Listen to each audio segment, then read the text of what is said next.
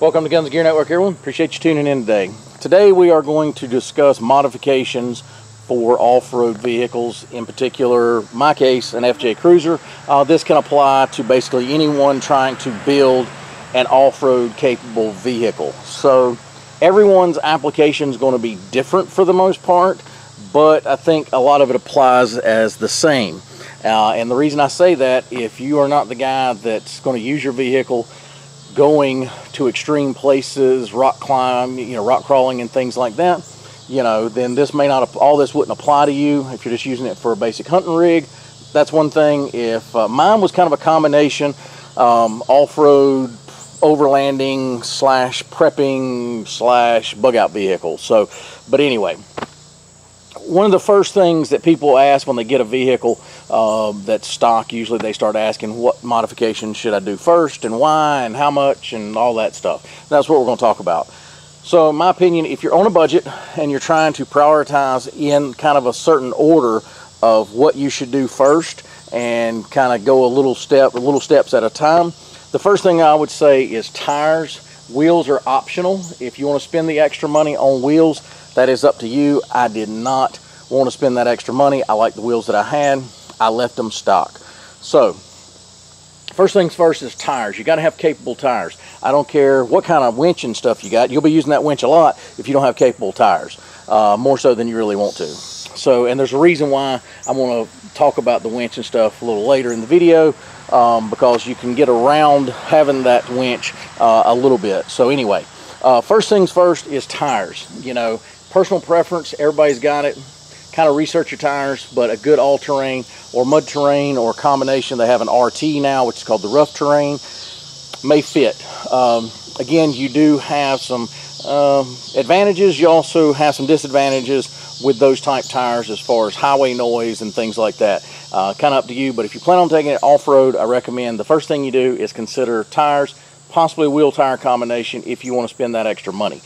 The next thing that I would consider is a set of rock sliders. And the reason, I'll tell you a little bit why as far as we go in the video. You need to decide what style you want, because I had steps to begin with called the Predator step. I went to an OE or OEM FJ Cruiser slider and it didn't work for me. It worked fine as far as protection. It didn't work for me because my vehicle's a little lifted, and it did not work because they hugged the edge of the body and I couldn't get in the vehicle as easier. I could, but my wife and kid could not. So kind of think about that going into it. If you got other people riding with you, you may want to, I wound up getting the All Pro, which is the one I wanted originally. Found a good deal on them, bought them, and they work perfect. They work as a step and they work as protection. So keep that in mind as you're deciding on your sliders, that it may fit, may not, depends on your situation. Again, if you got wife and kids, they may not can get in and out of the vehicle as easy, might complain about it, might be a problem. So think about that. But sliders would be my next choice. They protect the vehicle. They also serve a purpose, if you get the ones like I have, to help you get in and out of the vehicle.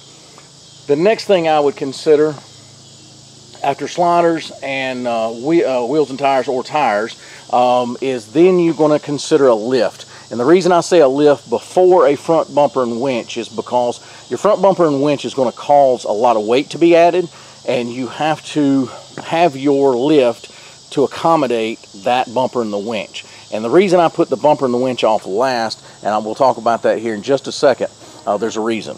So lift, you got to consider what you're going to be doing with it, what kind of ride quality you want. Some people frown upon the what I call the basic spacer lift. I had one, it was installed in this when I bought it.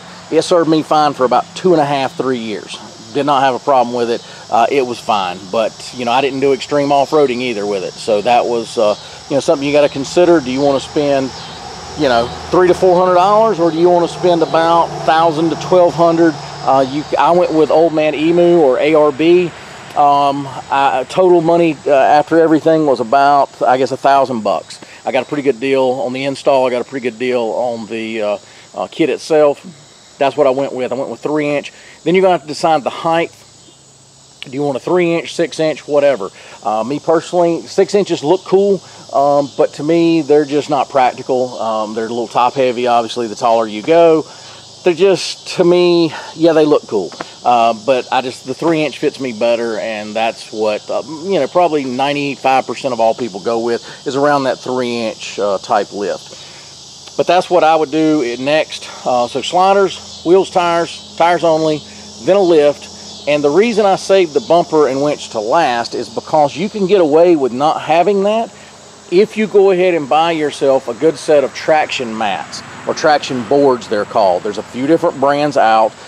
There's some Chinese brands, there's some Australian brands, but you got Max Trax, you got Treads, you got X-Bull, which is what I currently use. There's quite a few others out there. Buy quality ones, go ahead and spend the money. The X-Bull, in my opinion, is a great bang for your buck. You can get a set of 2 for around $100 or less, including shipping. So if you wanted to buy 2 or you wanted to buy 4, they can get you out of probably 90% of everything you would get stuck in. So the bumper and the winch, don't really need it if you can use those. Most people like having those because they don't want to have to drag that winch cable out every time, when they could throw some Max Trax or some Treads or whatever it is underneath your wheels and tires, get out of a situation and not worry about it. I've used them quite a bit, and I've used it to help people in the snow, all kinds of things. So that's why I say that's why I waited till last to do the bumper and the winch. Bumper and winch is going to be personal. Depends on your purpose. Some people don't want a winch. Some people, you know, whatever. They like more of the tube bumper that is doesn't really have a winch set up or anything. I get it. Me personally, I like a winch. I like having it. You never know if you're going to need it. So then the next thing's auxiliary lighting and other accessories that you're going to attach or keep in your vehicle, such as, again, you're going to attach auxiliary lighting. These are little things. You can buy some cheap auxiliary lighting that you could throw in between maybe buying the bumper or buying the, you know, if you buy the tires and decide, hey, I want a light bar and some, you know, front lights or something, that's fine. So those are the little things you're going to have to tweak along in your build as you see fit with your budget. Again, high lift jacks, that sort of stuff is important to have. The Max Trax or Treads or whatever. Another thing to consider, and I'll show you about the auxiliary lighting, I like mine, is CB radio. I think it's important. And my auxiliary lighting back here was a godsend. That was one of the first things I did after doing the tires. So CB radio, I think, or communications in general, I think I have CB and ham radio. I prefer both. If you're going to do one or the other, then I would probably do CB radio first, and then consider adding a ham radio later. CB, you don't need to be licensed, all those things. Ham radio, you do have to be licensed, but you can use it in an emergency without being licensed. So there you go. The other thing that you might want to consider, and this is going to be the last thing I probably do, is undercarriage protection that is you know, some type of rock protection. And that can be expensive. It can be, you know, it's all fairly expensive. I don't care what brand you get. But that would probably be the last thing I do, is that undercarriage, unless you just decided, hey, I want to go rock and crawling, this is my rock crawler. Then you may want to prioritize and do it even, you know, along with the rock sliders first over anything else. So again, everybody's application is different. If you're using this as just a capable hunting rig and you don't really go into those type of environments where there's a lot of rocks and stumps and stuff that you could possibly damage a lot underneath, you may not even want to buy them at all. I probably will buy them just to have them eventually. They probably won't get used a whole lot because I just don't take this rock crawling. I mean, if there's rocks and stuff and there's that type of environment on the way to where I need to go or want to go, yeah, that's fine, but I don't specifically go out and do rock crawling. So that's kind of my take on the build and kind of what I think you should consider. Like I said, everybody's a little different in their application and what they think is right or wrong. So, but anyway, I hope that was helpful for you guys. If you got any questions, you can post those below. If you have any comments about what you think I said, you know, what you would do different or whatever, just feel free to comment in the section below. Let us know what your thoughts are and why you did it, or maybe the order you did it. That's fine. We'll you know, hear your discussion about it and kind of go from there. But anyway, guys, appreciate you tuning in. If you like our videos, give us a thumbs up. It's down there in that section. Also down in that section is the share button. Share content. that helps us get the word out about Guns and Gear Network and is greatly appreciated. As always, guys, like, share, and subscribe. Bring another video shortly. Have a great day.